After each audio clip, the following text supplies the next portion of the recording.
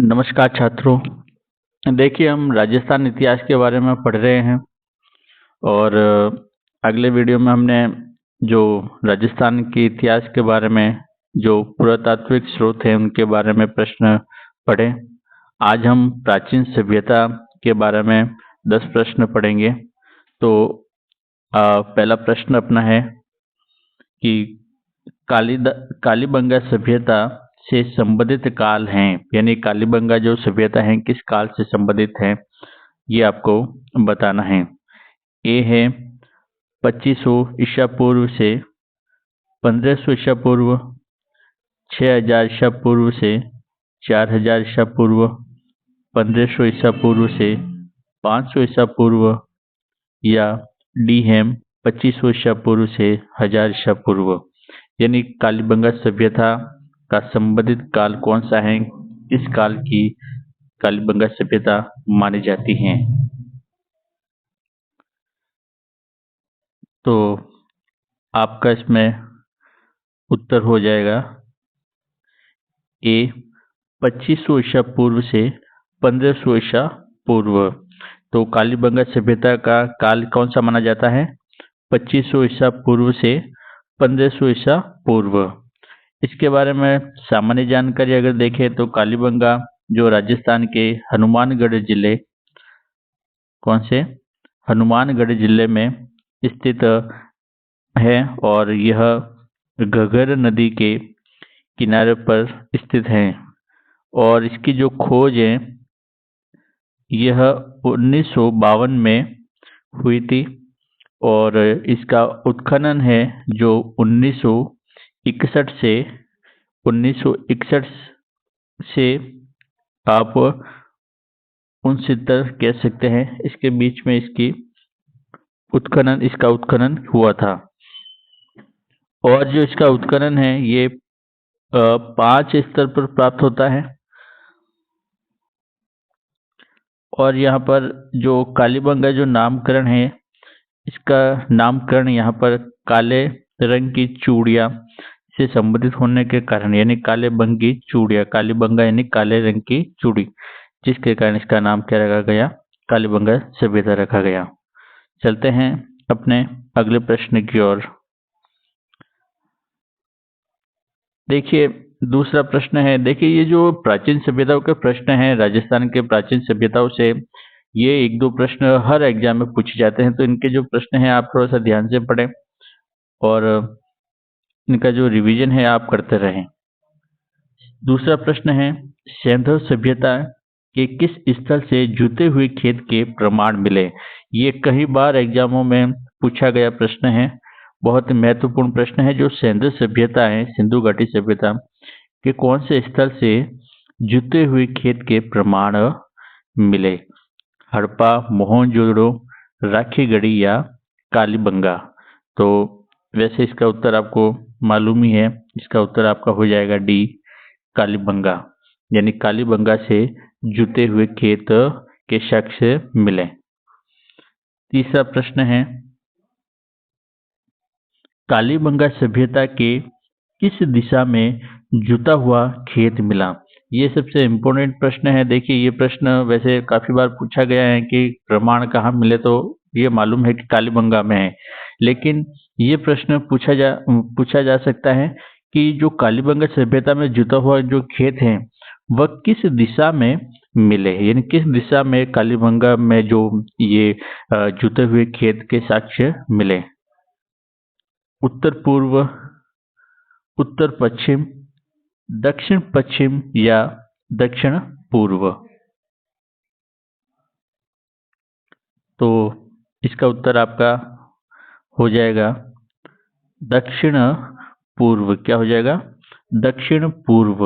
ये आपको याद रखना है, जो जुते हुए खेत हैं वह किस दिशा में मिले, दक्षिण पूर्व दिशा में मिले।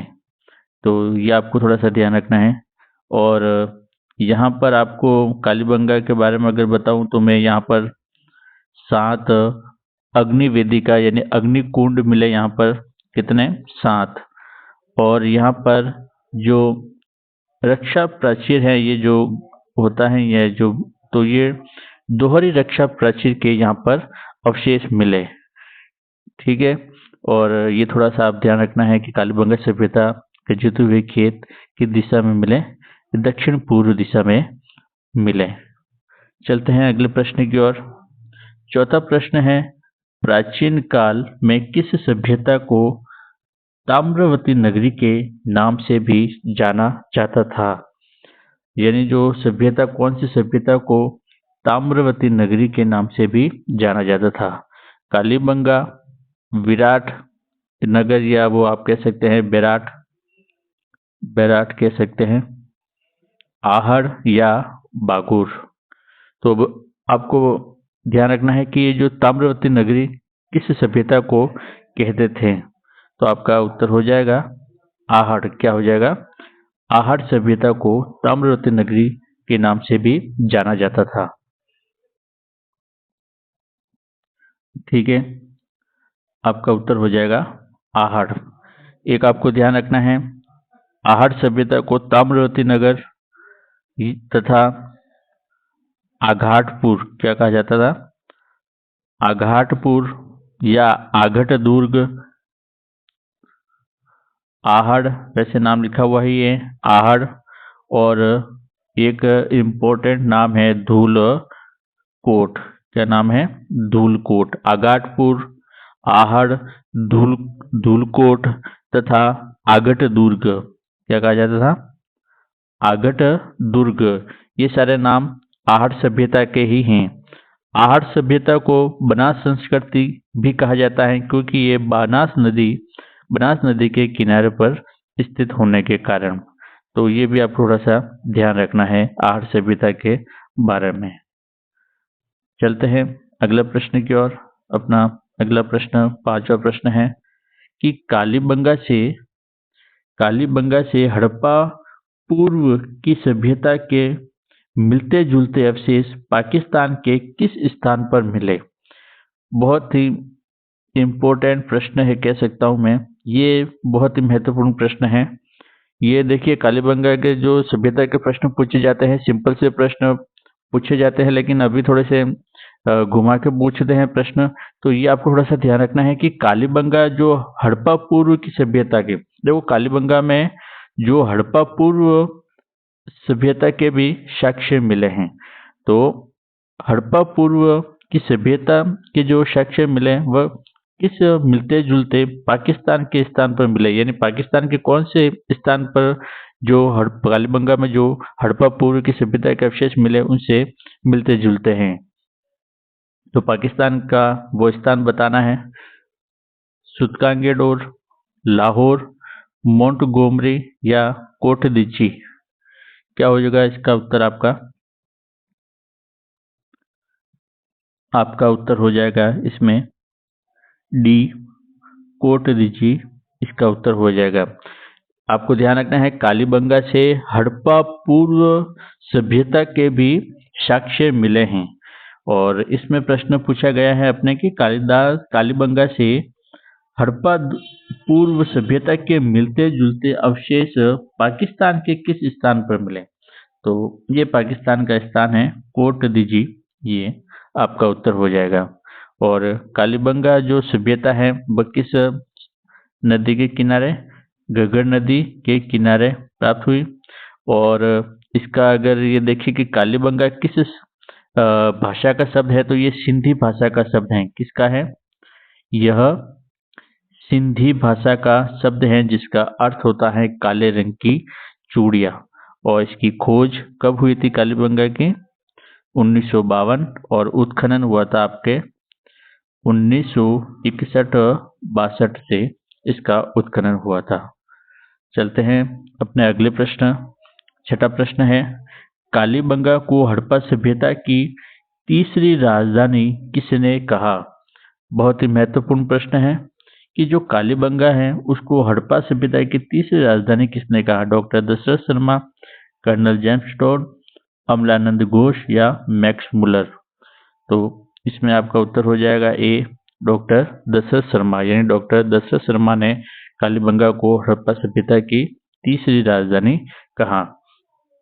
सातवां प्रश्न है, किस सभ्यता स्थल को धूलकोट भी कहा जाता है। मैंने आपको पहले भी बता दिया कि धूलकोट किसे कहा जाता है, आहड़ को। किसको कहा जाता है, आहड़ सभ्यता को। तो 7वां का आपका उत्तर हो जाएगा आहड़ सभ्यता। चलते हैं अगले प्रश्न की ओर। 8वां प्रश्न है, लाल काले मृद भांड वाली संस्कृति का प्रमुख केंद्र था। यानी लाल काले मृद भांड किस संस्कृति से, किस सभ्यता से प्राप्त हुए, विराटनगर, पीलीबंगा, आहड़ या कालीबंगा।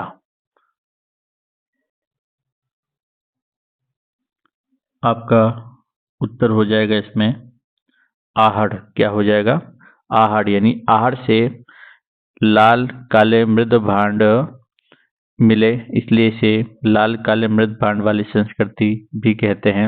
यह लाल काले मृद भांड वाली संस्कृति का जो प्रमुख केंद्र है वह आपका आहड़ है, आहड़ माना जाता है। तो चलते हैं अपने अगले प्रश्न की ओर।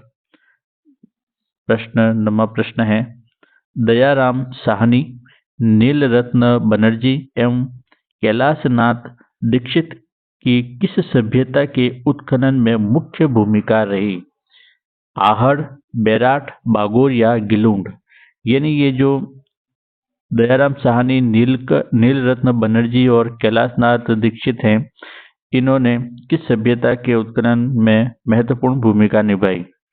तो इसका उत्तर आपका हो जाएगा बी, बेराट। क्या उत्तर होगा, 90 का उत्तर हो जाएगा, 90 प्रश्न का बेराट। ठीक है, आपका क्या होगा, बेराट। तो बेराट से संबंधित जो उत्खनन करता है वो, इनका नाम आपको याद रखना है, दयाराम साहनी, नील रत्न बनर्जी और कैलाशनाथ दीक्षित। देखिए, बेराट सभ्यता विराटनगर जयपुर में है और ये प्राचीन मत्स्य जनपद की राजधानी, यानी बेराट है जो मत्स्य जनपद था उसकी राजधानी थी। यहाँ पर बेराट में मौर्यकालीन, यानी मौर्यकालीन अवशेष भी यहाँ पर प्राप्त हुए और कैप्टन बर्ट ने 1837 में यहाँ पर अशोक का, यानी सम्राट अशोक का बौद्ध शिलालेख है जो उसकी खोज की थी। यानी जो बेराट भाब्रू शिलालेख आपने नाम सुना होगा, जो भाब्रू शिलालेख है वह बेराट से प्राप्त हुआ, जिसकी खोज किसने की, कैप्टन बर्ट ने की। कब की थी, 1837 में की थी। और इसी स्थान पर भीम डूंगरी भी है और आपके महादेव डूंगरी, भीम डूंगरी के अवशेष भी हैं और ये कहाँ पर है, बिजिक की पहाड़ी पर। तो ये आप थोड़ा सा इसमें भी ध्यान रखें। चलते हैं अपने अंतिम प्रश्न की ओर। अंतिम प्रश्न है, 10वां प्रश्न है कि दो मुंह का चूल्हा बहुत प्रकार के बर्तनों के साथ सिलबट्टा व पैन किस स्थान से खुदाई से मिले, यानी खुदाई में मिले। दो मुंह का चूल्हा, चूल्हा कैसा है, दो मुंह का चूल्हा और बहुत प्रकार के बर्तनों के साथ सिलबट्टा व पैन किस स्थान की खुदाई से मिले, आहड़, बागोर, गणेश्वर या कालीबंगा। आपका 10वें प्रश्न का उत्तर हो जाएगा आहड़। क्या होगा, आहड़। यानी आहड़ सभ्यता से क्या मिले, दो मुंह का चूल्हा मिला तथा बहुत प्रकार के बर्तनों के साथ सिलबट्टा व पैन भी यहाँ खुदाई से प्राप्त हुई। तो दोस्तों, आज के लिए बस इतना ही। आज हम जो 10 प्रश्न लेके आए थे और इन प्राचीन सभ्यता के जो प्रश्न हैं वह हर एग्जाम में पूछे जाते हैं। तो इन प्रश्नों का हम आज थोड़ा सा रिवीजन किया है। इस प्रकार से मैं अगले वीडियो में और महत्वपूर्ण प्रश्न लेके आऊँगा। तो दोस्तों, अगर वीडियो पसंद आया हो तो प्लीज़ लाइक एंड शेयर करें और चैनल को सब्सक्राइब करें। धन्यवाद।